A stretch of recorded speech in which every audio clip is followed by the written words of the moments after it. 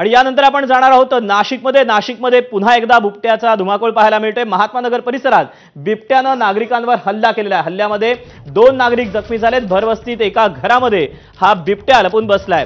वनविभागाकडून या बिबट्याला पकडण्यासाठी प्रयत्न सुरू आहेत। बिबट्याच्या हल्ल्यामध्ये वनविभागाचा अधिकारी देखील जखमी झालेला आहे। दरम्यान सध्या या संपूर्ण परिसरामध्ये या बिबट्याला त्याचा शोध घेऊन त्याला जेरबंद करण्यासाठी प्रयत्न सुरू आहेत। गेल्या काही दिवसांमध्ये बिबट्याचे जे हल्ले आहेत ते वाढलेले आहेत। काही जणांचा बिबट्याच्या हल्ल्यामध्ये मृत्यू देखील झालेला होता। खास करून उत्तर पुणे परिसरामध्ये देखील बिबट्या जिथे जिथे वाट मिळेल त्या ठिकाणी पळून जात आहे। त्यामुळे आडोसा शोधतोय। त्यामुळे बिबट्याला एका ठिकाणी पकडण्यासाठी पिंजरा देखील लावण्याचे प्रयत्न सुरू झालेले होते, परंतु बिबट्या तिकडनं निसटला आणि दुसऱ्या बाजूला गेलाय। त्यामुळे आता या ठिकाणी पण आपण बघतोय की जे दुकानं आहेत ते दुकानं देखील बंद करण्याच्या सूचना करण्यात आलेल्या आहेत आणि बिबट्या या बाजूने जिथे जिथे जाऊ शकतो हा संपूर्ण परिसर आता निर्मनुष्य केला जात आहे। कॅमेरामन मयूर बारगेसह मुकुल कुलकर्णी, एबीपी माझा, नाशिक।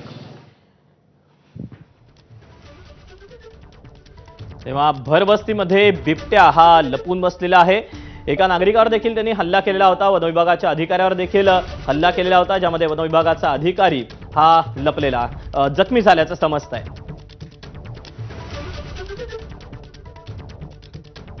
शोधायला काय काय अडचणी येऊ शकतात? शोधायला म्हणजे अडचण काही नाही, आम्ही केव्हाच सांगू राहिले इकडे इकडे कोणी जाईल। संडास बाथरूम मागे सापडू शकतो। मागेने बघितलं आम्ही आणि मागे एक भिंत आहे, तिथे जागा आहे, तिथे राहू शकतो।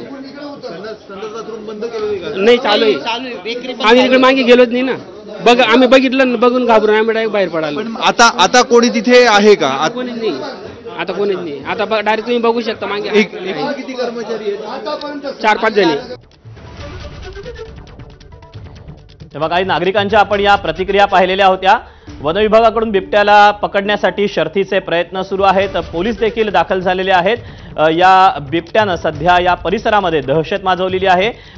संपूर्ण रहिवासी भाग असल्यामुळे या बिबट्याला पकडण्याचं एक मोठं चॅलेंज वनविभागासमोर असणार आहे। वनविभाग सज्ज झालेला आहे, मात्र बिबट्या हा हाती लागत नाहीये। त्याला जेव्हा संधी मिळते त्यावेळेला तो पळून जातोय। त्यामुळे त्याचा नेमका ठिकाणा शोधण्यामध्ये वनविभागाला काहीशी अडचण देखील येते आहे। मात्र शर्थीचे प्रयत्न सध्या वनविभागाचे आपल्याला पाहायला मिळत आहेत। नाशिकच्या महात्मानगर परिसरामध्ये सध्या या बिबट्यानं धुमाकूळ घातलेला आहे आणि लोकवस्ती त्यासोबतच मानवी वस्ती असल्यामुळे स्वाभाविकच परिसरामध्ये एक दहशतीचं वातावरण देखील पसरलेलं आहे। हल्ल्यामध्ये 2 नागरिक जखमी झालेले आहेत। वनविभागाकडून शोध मोहीम राबवली जाते। नाशिक आणि संपूर्ण आसपासचा जो परिसर आहे या परिसरामध्ये शेती देखील मोठ्या प्रमाणात असते। ऊसाची शेती असेल, द्राक्षाची शेती असेल, किंबहुना विविध पिकं देखील या शेतांमध्ये घेतली जातात आणि या परिसरामध्ये बिबट्यानं हल्ला केल्याचे अनेक ज्या बातम्या असतात त्या देखील सातत्यानं आम्ही दाखवत असतो आणि अशातच काही वर्षांपूर्वी देखील या बिबट्यानं नाशिक शहरामध्ये येऊन देखील धुमाकूळ घातलेला होता। काही नागरिकांवर देखील हल्ला केलेला होता आणि तशीच काहीशी घटना पुन्हा एकदा आज आपल्याला नाशिकच्या महात्मानगर परिसरामध्ये पाहायला मिळते। महात्मानगर परिसरामध्ये लोकवस्ती असलेल्या भागामध्ये हा बिबट्या आलेला होता। साधारणपणे 1 ते 2 तास होऊन गेलेले आहेत। या बिबट्याला पकडण्यासाठी सध्या वनविभागाचे शर्थीचे प्रयत्न सुरू आहेत। या बिबट्याच्या हल्ल्यामध्ये 2 नागरिक हे जखमी झालेले आहेत, तर वनविभागाचा अधिकारी देखील यामध्ये जखमी झाल्याचं समजतंय। वनविभागाकडून सध्या शोध मोहीम राबवली जाते। भरवस्तीमध्ये घरामध्ये हा बिबट्या लपून बसल्याचं सांगण्यात येत आहे आणि हा संपूर्ण परिसर आहे हा रिकामा करण्यात आलेला आहे। ही जी आजूबाजूची दुकानं आहेत ती देखील रिकामी करण्यात आलेली आहेत। एक परिसराला छावणीचं स्वरूप प्राप्त झालेलं आहे। जाळी आणण्यात आलेली आहे, डार्ट आणण्यात आलेले आहेत आणि अर्थातच आता लक्ष एकच आहे ते म्हणजे या बिबट्याला पकडण्याचा। वनविभागाकडून या बिबट्याला पकडण्यासाठी सध्या शर्थीचे प्रयत्न केले जात आहेत। हा संपूर्ण जो परिसर आहे या परिसरात जे बघे जमलेले होते, ज्या नागरिकांनी गर्दी केलेली होती त्यांना देखील सध्या पोलीस असतील, वनविभाग असतील यांनी हटवलेलं आहे, बाजूला केलेलं आहे। हिंस्र प्राणी आहे बिबट्या